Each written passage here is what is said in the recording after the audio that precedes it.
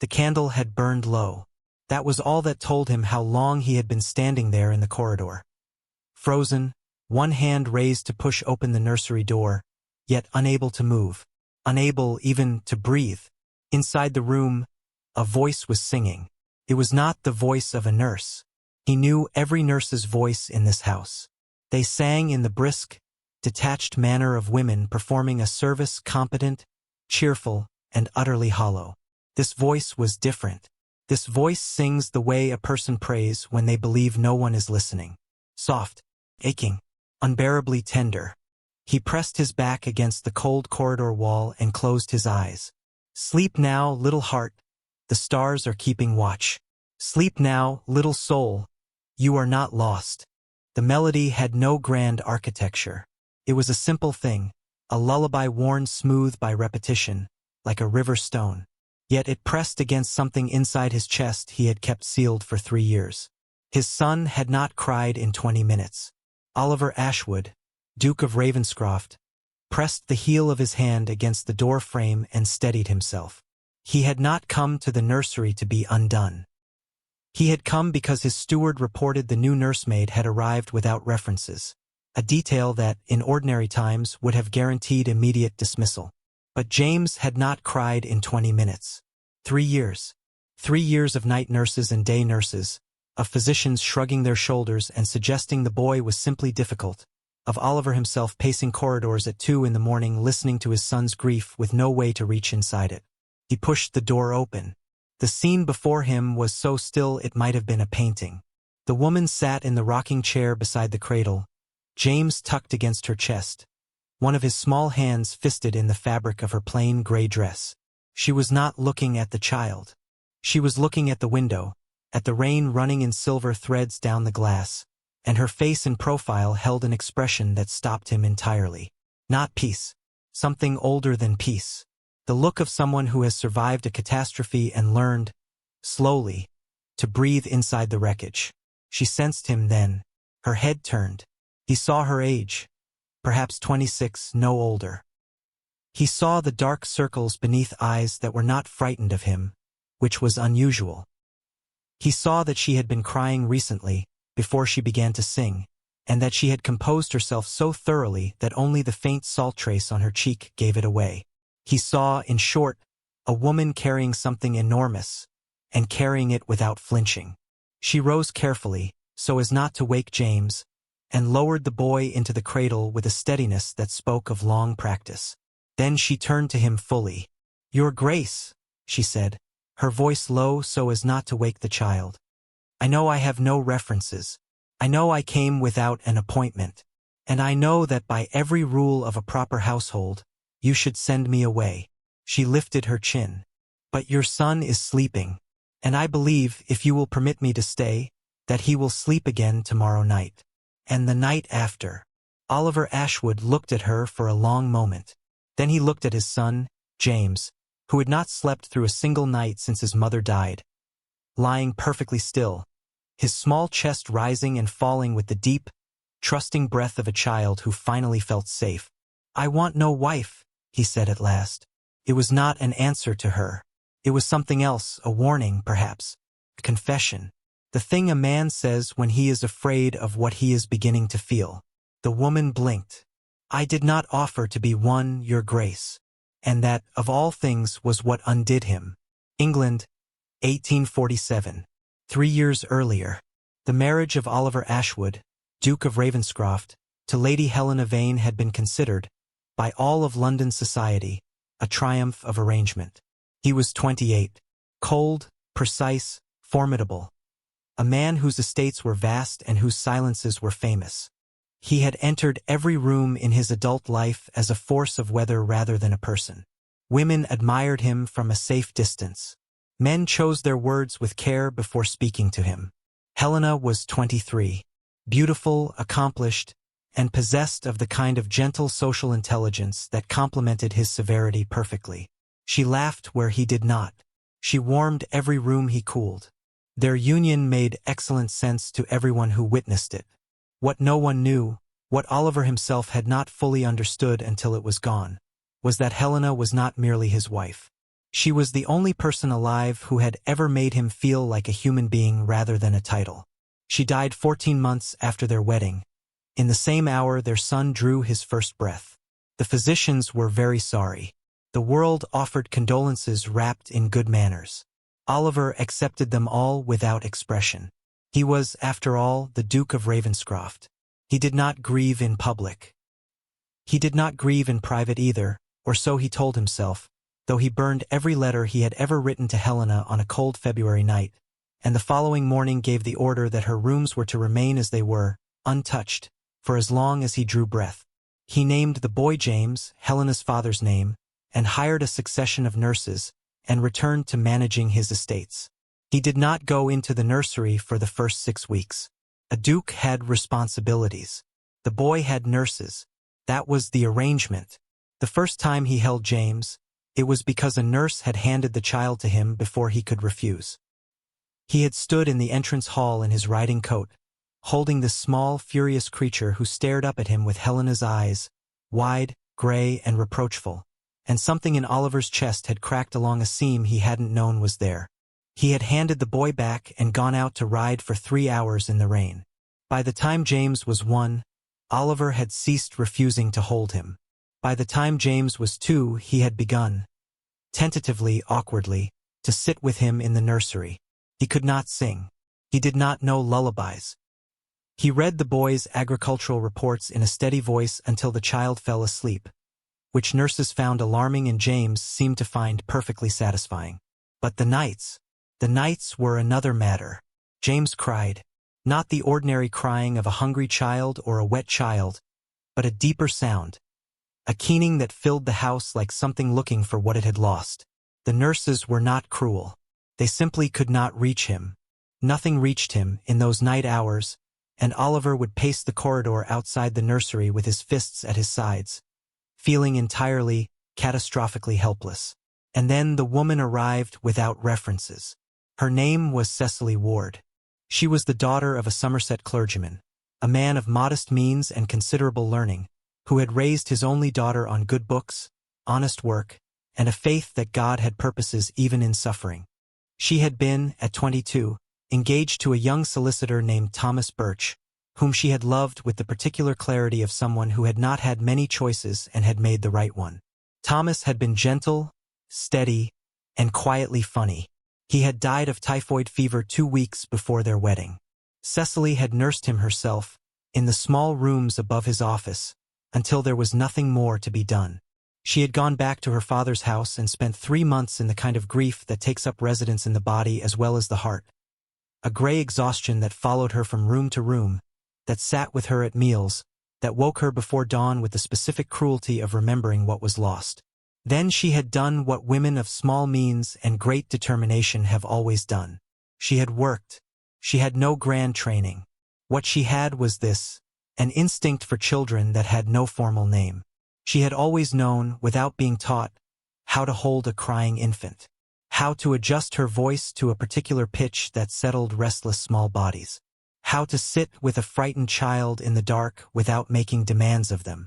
She had grown up helping her father's parishioners, sitting with the sick, the grieving, the very young and the very old, and somewhere in that upbringing, the knowledge had settled into her bones. She had worked as a nursemaid for 2 years in Bristol. Then the family had moved to the continent, and she had been left without a position and without the references she would need to easily obtain another. She had heard of the situation at Ravenscroft Hall from a woman she met on a market day, the wife of a tenant farmer, who mentioned that the Duke's son cried every night and had already seen off 6 nurses in 18 months. Cecily had thought of Thomas, who had cried in his last nights, racked with fever and fear, and how she had known instinctively that the only thing that helped was a hand and a voice and the certainty that he was not alone in the dark. She had packed a single bag and taken the coach north. She had not telegraphed ahead. She had not sent a calling card. She had simply arrived at the servants' entrance of Ravenscroft Hall on a rainy Tuesday evening, asked for the housekeeper and said, "I understand your young master cannot sleep. I would like to try." Mrs. Cartwright, the housekeeper, a practical woman who had watched 5 perfectly credentialed nurses fail, had looked at her for a long moment. Then she had taken her upstairs. Oliver did not send her away that night. He told himself it was because James was sleeping, and waking a sleeping child to dismiss his nursemaid would be the act of a fool. He told himself he would review her situation in the morning, in daylight, with the proper detachment of a man making a staffing decision. He told himself many things as he walked back to his study and poured himself a glass of brandy he did not drink. In the morning he summoned her. She came into the study without hesitation, a thing he noticed because most people hesitated at the door of his study, even people who had been summoned. She wore the same plain gray dress. Her dark hair was pinned in a neat, simple arrangement. She did not curtsy with the excessive deference some servants adopted in his presence, as if trying to make themselves small enough that he might forget they existed. She curtsied correctly, and then she looked at him directly. "You have no references," he said. "No, Your Grace. You presented yourself without an appointment, without warning. Yes, Your Grace. You could be anyone, a thief, a lunatic." The corner of her mouth moved, not quite a smile. "I could be, though I'd have taken more luggage for either pursuit." He studied her.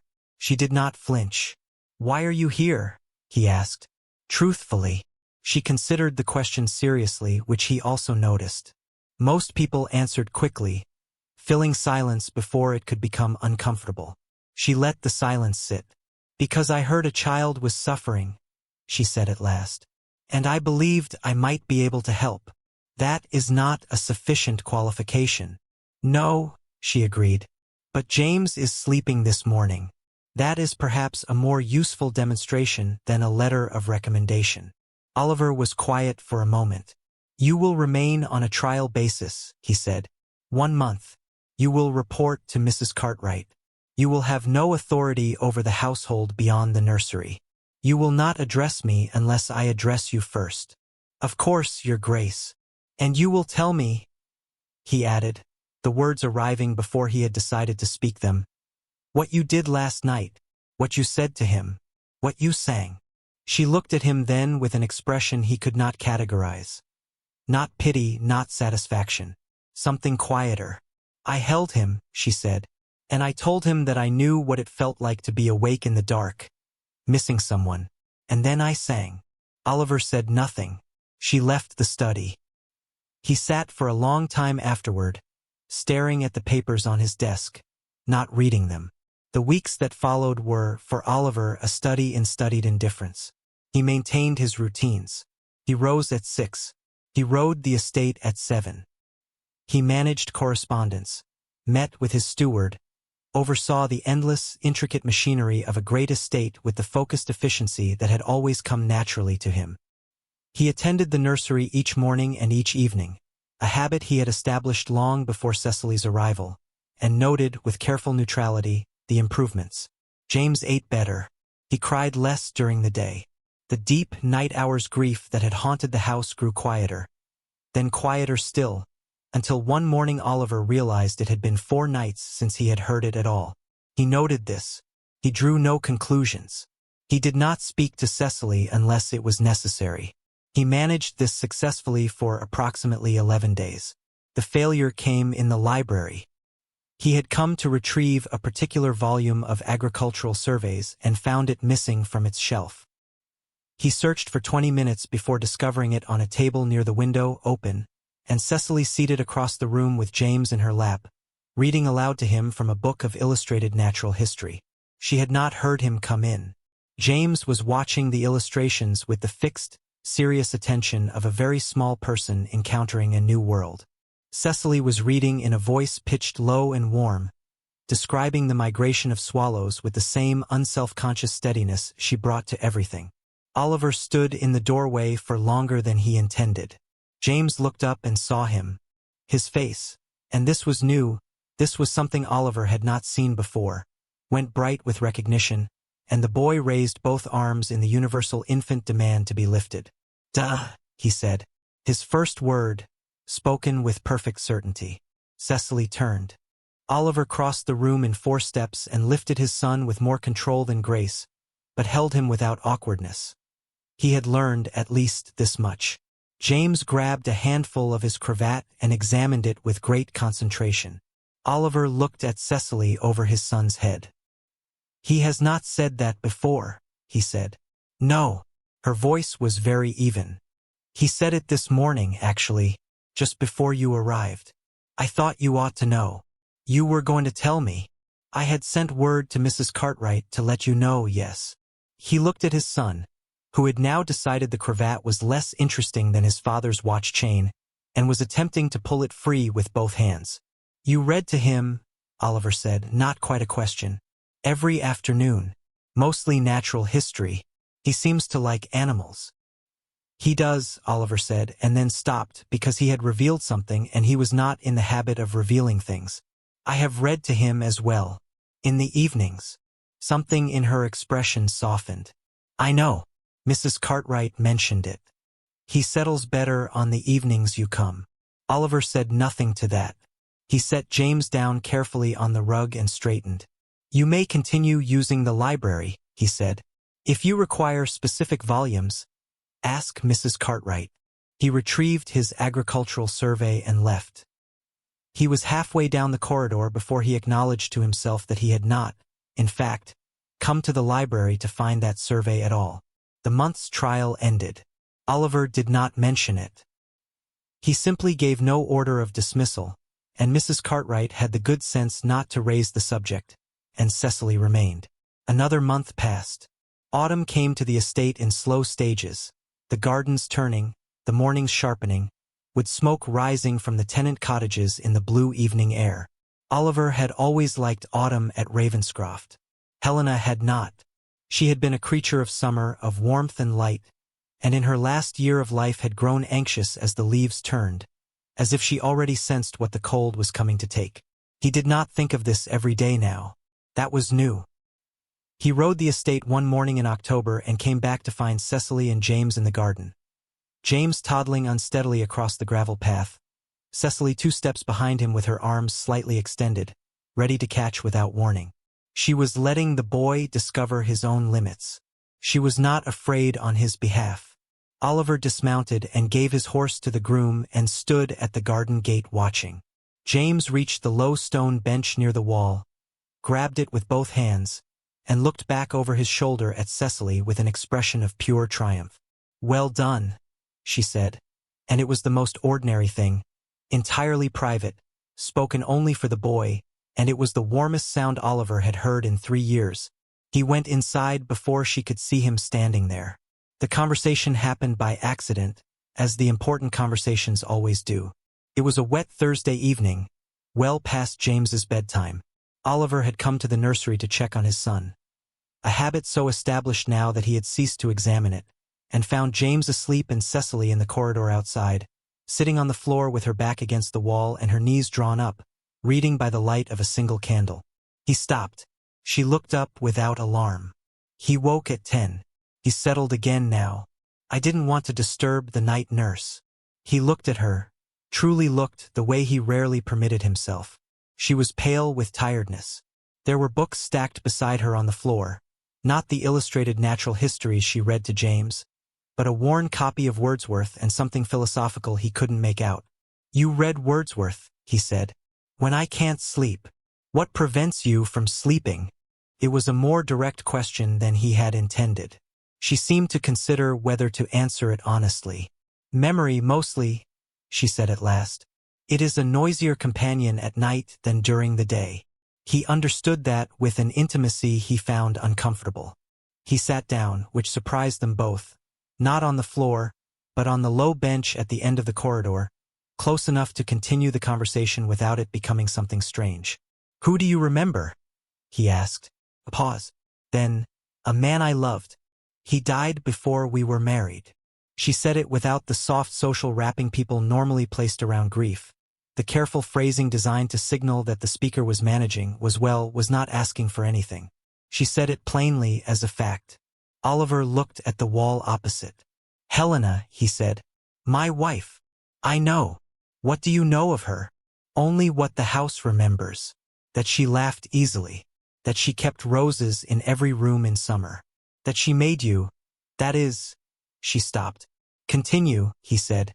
"That she made you different," Cecily said carefully. From how you are now. Oliver was silent for a long moment. Yes, he said at last. She did. The rain ran down the window at the end of the corridor. James breathed quietly behind the nursery door. The candle flame made small, steady adjustments to itself. He has her eyes, Cecily said very softly. Yes. He will want to know about her.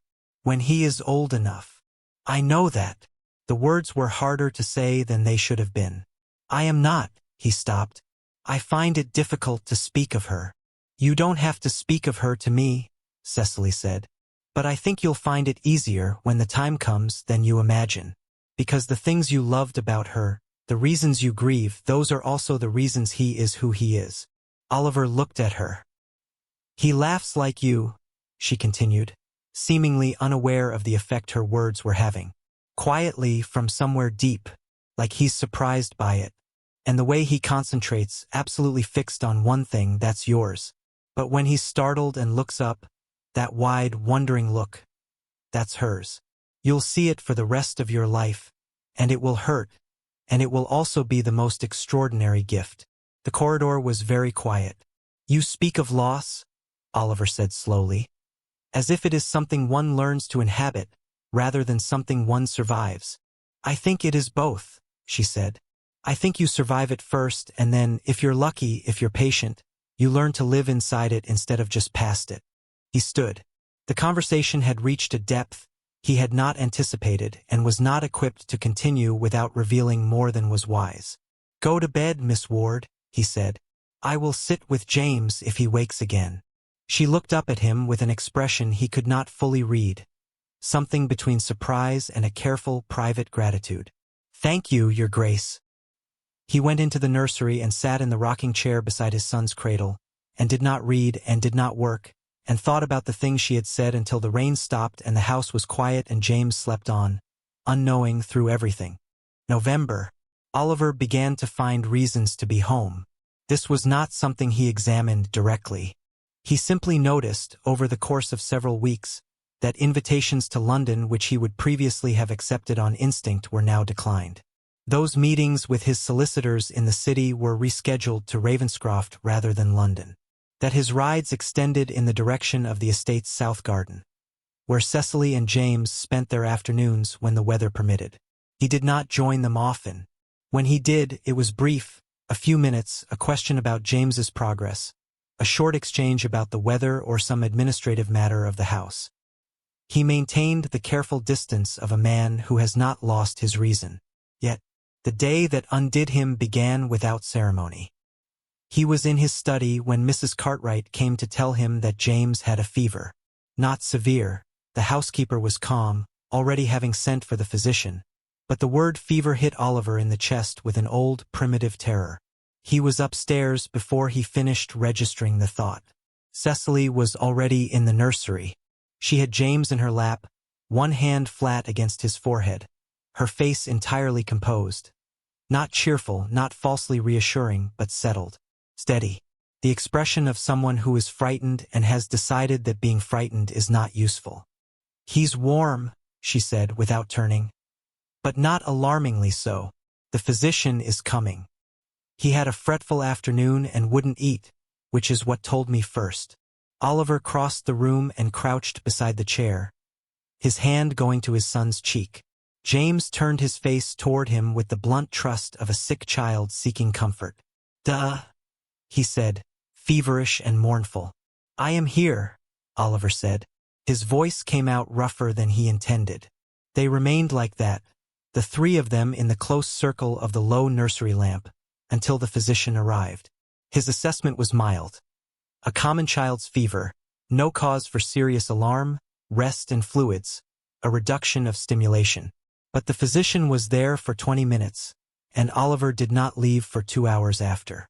At some point Cecily stood to lay James in his cradle, and her exhaustion showed in the stiffness of the movement. She had been holding the boy for a long time, and she was slight, and it had cost her. Oliver stood and took James from her arms without asking, and settled his son in the cradle himself, and when he straightened and turned, Cecily was watching him with an expression that did something to his composure. You should eat something, he said, because it was practical and he needed to say something practical. You have not left this room since before noon. I'm all right. That is not what I asked. She almost smiled. I'll eat when he's settled for the night. I will sit with him, Oliver said. Go. Your Grace. Cecily. Her name. He had not used it before. He did not know quite why he used it now, except that the formality of Miss Ward felt absurd in this small, lamplit room with his sick child between them and the long day behind them and something building in his chest that he had been refusing to name for weeks. She went still. Then, quietly, thank you. He sat with James until the boy's sleep deepened into the slow, even rhythm of real rest. Then he sat a while longer in the rocking chair in the quiet. He thought about Helena. He thought about the way she had sat in this same chair in the last weeks of her pregnancy, afraid in the particular private way she had never quite let him see. He thought about James, who had her eyes and his laugh and had said duh and had reached for him. He thought about Cecily, who had arrived without references and changed his house. He thought, I am not ready for this. And then, more honestly, it may not be waiting for me to be ready. The letter arrived in December. It came from a solicitor in Bath, a Mr. Eversham, acting on behalf of the late Reverend Ward's estate. Cecily's father had died in November, quietly in his sleep, and had left behind a small bequest and a considerable problem. Oliver learned of the letter's contents from Mrs. Cartwright, who had found Cecily in the kitchen that evening holding the pages in both hands and making no sound, which the housekeeper found more alarming than weeping. He went to find her. She was in the garden, despite the cold, standing at the far end of the path near the bare rose beds, her shawl pulled around her, her face turned away from the house. He went out without a coat and came to stand near her and waited. My father's house, she said at last, without turning. There are debts. Small ones. He was not a careful man with money, though he was careful about everything else. The bequest covers them, but there is nothing left over. The house must be sold. I am sorry, he said. He was the last of my family, she said, not weeping, simply stating it. Is there anywhere? No. A short breath. I am quite alone. The words fell into the winter garden without drama. She was not asking for pity. She was simply stating the geography of her life. You have a position here, Oliver said. She turned then, and the expression on her face was complicated, grateful, careful, and underneath both of those things, something that frightened her. A position is not the same as a home, she said. I am not. She stopped. I don't want to be foolish. I am very aware of my situation, Your Grace. Very aware of what I am and what you are, and what this... She gestured at the space between them. I don't want to be foolish about what this is. What do you believe it is? He asked. She looked at him for a long moment. Then she looked away. Something I should be careful about, she said quietly. For both our sakes. He should have agreed. He should have nodded and said something measured about the importance of maintaining appropriate arrangements, and gone back inside. Instead he said, Stay through Christmas. We will discuss the rest afterward. She nodded without speaking. He went inside. He rode out the next morning before dawn. Not to escape her or not only. He rode because thought clarified in motion, because the cold air and the reliable rhythm of a horse beneath him had always been where he did his truest thinking. He rode for 2 hours, and at the end of it he knew certain things. He knew that he had been lonely for 3 years in a specific, defining way, not the loneliness of too little company, but the loneliness of a man who has had the one person who truly knew him taken away. He knew that loneliness had begun to recede in the last months, and he knew why. He knew that James was a different child than he had been 6 months ago, warmer, louder, happier, more utterly convinced of the rightness of the world, and he knew that Cecily was most of the reason. He knew that he was afraid, not of feeling something. He had lived through the worst thing, and survived it, and the fear of feeling had not protected him from loss. What he was afraid of was this, that what he felt for Cecily was real, and that she would not believe it, that she would look at his title, his estate, his son who needed her, and conclude that she was an arrangement rather than a choice. He was afraid she would be wrong about what she was to him. He turned his horse and rode home. He did not speak to her that day, nor the next. What he did instead was worse in its way. He became aware, with a painful clarity, of every moment she was present. Every evening when she brought James down to see him before bed. Every morning when her voice carried from the nursery. Not words, just the sound of it. That low, warm frequency that had become as native to the house as the sound of rain. 3 days before Christmas, a letter arrived from London.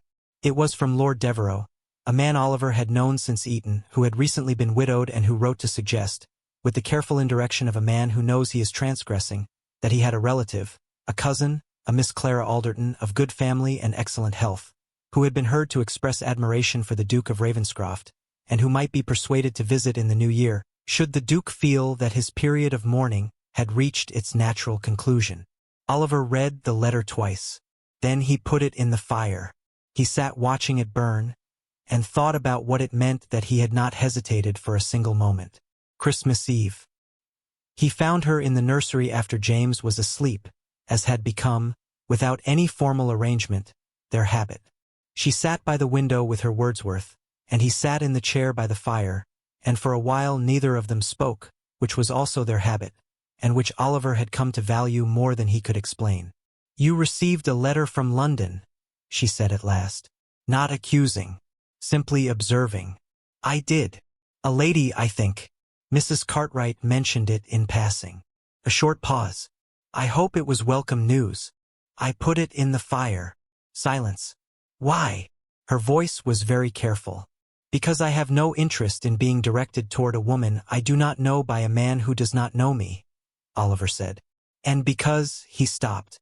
The candle between them burned steadily. "Because," he said again more quietly, "I find I have already formed an attachment I did not intend to form, and I am attempting to determine whether I am fool enough to say so out loud." The room was very still. He heard her draw a slow breath. "You should be certain," she said at last, "before you say things that cannot be said." "I have been certain for some time," he said. "I have been attempting not to be." She set down her book. She looked at him across the small, lamplit space between them, and her expression was something he had never seen on her face before. Not the careful steadiness, not the competent composure. Something more exposed than that. Something frightened and hopeful in almost equal measure. "I am a clergyman's daughter without references," she said. "I have no family and no fortune. I did not ask you for any of those things," he said.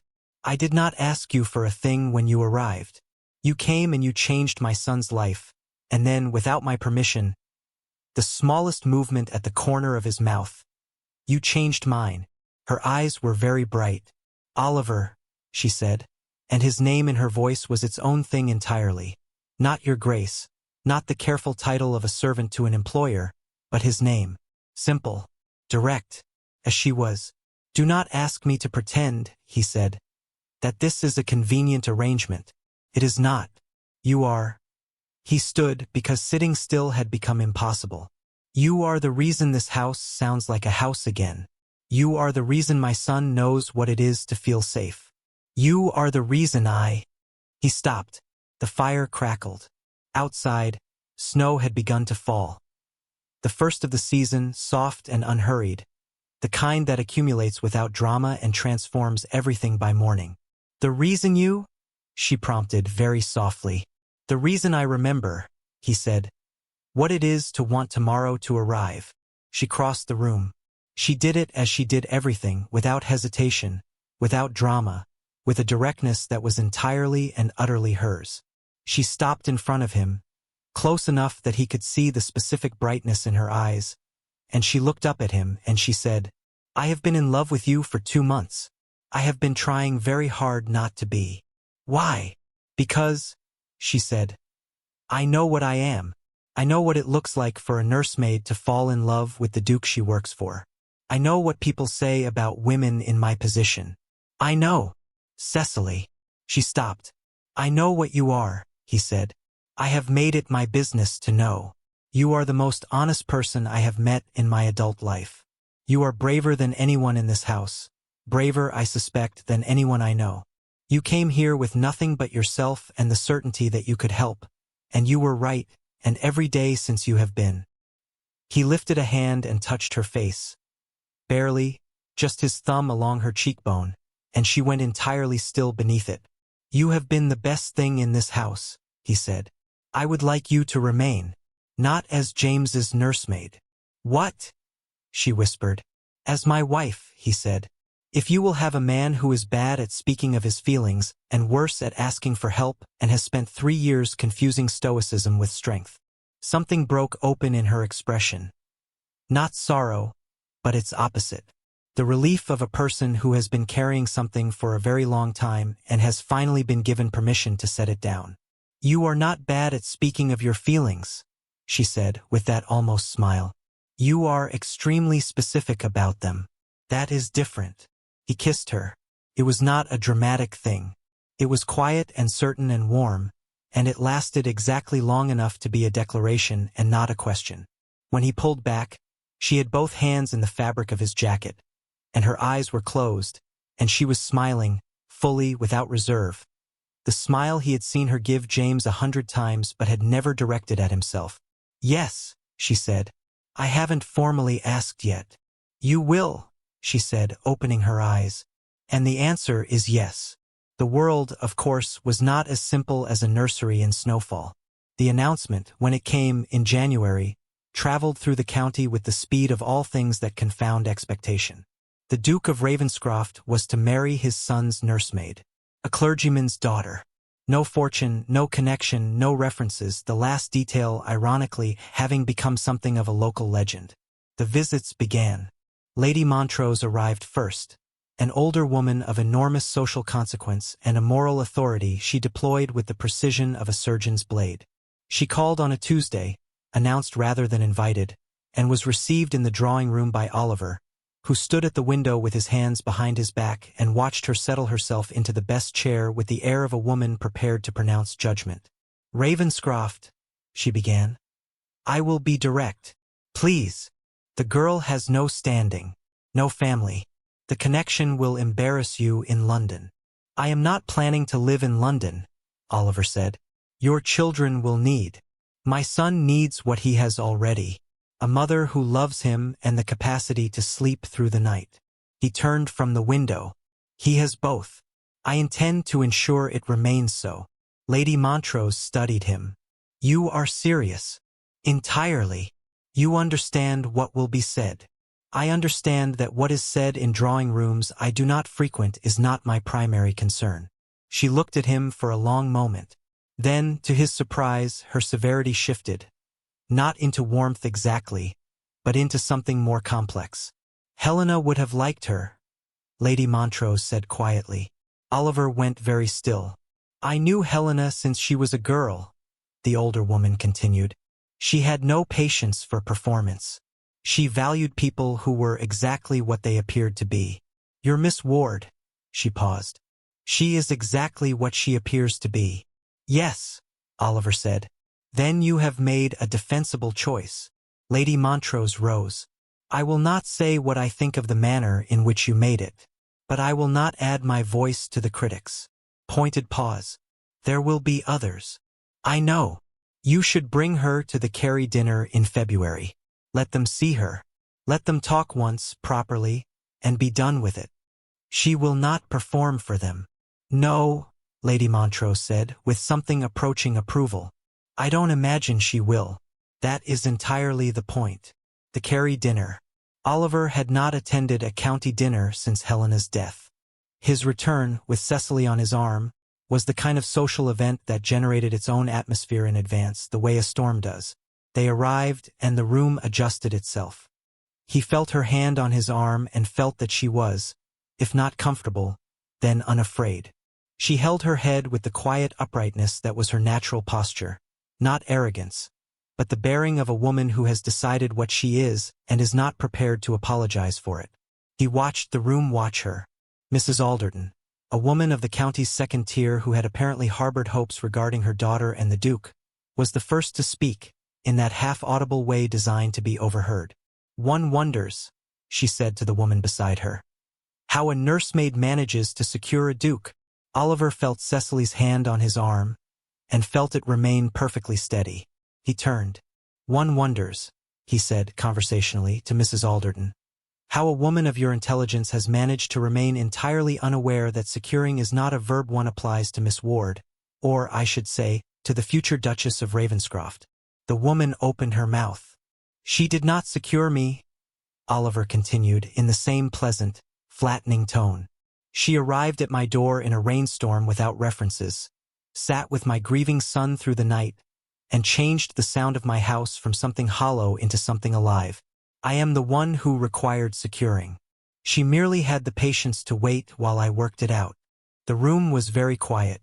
Cecily, at his side, was looking up at him with an expression he would remember for the rest of his life.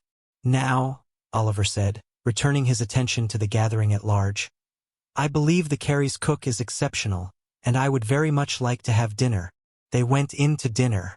At the table, Lady Montrose, seated across from Cecily, said something that made Cecily laugh. A real laugh, low and surprised, the sound she made when she was genuinely caught off guard by delight. Oliver heard it from 3 seats away. He thought, there it is, the sound that had begun in the nursery to mean everything. He picked up his glass and looked at the table and felt, for the first time in a very long time, entirely in the right place. They were married in March. The ceremony was small. The local church, the household staff, Lady Montrose and 2 other families who had chosen the side of sense over gossip. James attended in a new suit and fell asleep on Mrs. Cartwright's lap during the vicar's address, which Oliver chose to regard as editorial. Cecily wore her mother's brooch on a dress the color of winter sky. She had not wept in the preparations. She wept briefly at the altar, not from sentiment, she explained afterward, but because she had spent 3 years believing that the life she had imagined for herself was permanently foreclosed, and the sudden, concrete proof that it was not had arrived all at once and overwhelmed her. Oliver had held her hand during the vows with the steadiness he had learned, slowly, to offer. That evening they sat together in the library, James asleep upstairs, the house quiet around them, and Oliver said nothing for a long time, which she had learned to understand. You are thinking, she said. I am, he agreed. About Helena? A pause. A little. About the ways in which life is not what one plans. Is that frightening? He looked at her. Less than it was. She tucked her feet up beneath her in the chair, an entirely unducal posture he had never discouraged, and opened her Wordsworth, and the fire crackled and the house breathed, and Oliver Ashwood, Duke of Ravenscroft, sat in the comfortable, inhabited quiet of his own life and thought. This is what she meant. Living inside it rather than just past it. Ravenscroft Hall, autumn 1850.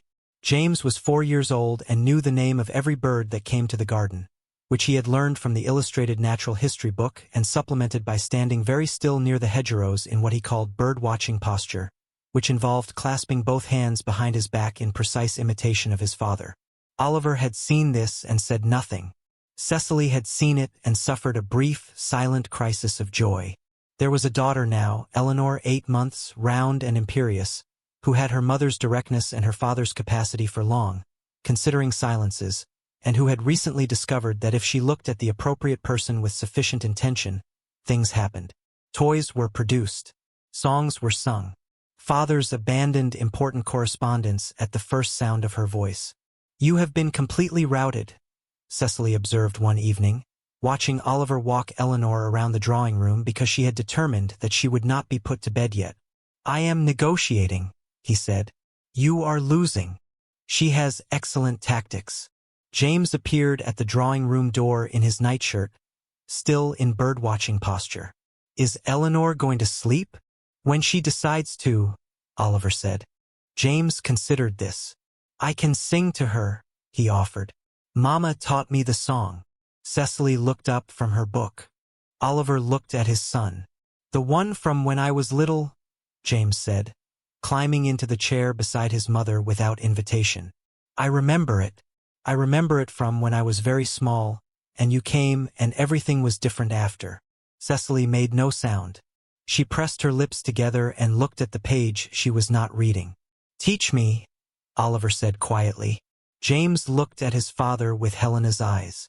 Then he began very quietly to sing the simple melody, without words, that had traveled from wherever Cecily had learned it, through the dark of a rainy night, into the bones of a grieving house. Oliver stood in the middle of his drawing room with his daughter in his arms and listened to his son sing. He thought of the night he had stood in the corridor, unable to move, hearing a voice that sang as if it were a prayer. He thought of all the things he had sworn, no wife, no weakness, no need, and all the ways those certainties had dissolved, not in catastrophe but in small, stubborn moments. A name said in candlelight, a fever watched through the night, a laugh heard from 3 seats away at a dinner table. He thought of Cecily, who had come without references and stayed because she was needed and remained because she was loved, and who was watching him now over the top of her book with the expression she wore when she thought he didn't know she was looking. He looked at her directly. She did not look away. "Thank you," he said, for the second time in the years they had been building this life, for the first time in front of the children, for perhaps the simplest and most insufficient word available. She understood him. She always did. "You're welcome," she said. "For all of it." Eleanor made a decisive sound and grabbed his cravat, and James reached the end of the lullaby, and outside the autumn rain came down over Ravenscroft, and inside the house there was light and warmth and the noise of a family that had found its way to itself through grief and patience, and a woman who had arrived in a storm without references and changed everything. The end. "I want no wife," the Duke swore, until he found her singing his son to sleep alone. Some walls are not broken down. They are sung through quietly, one night at a time.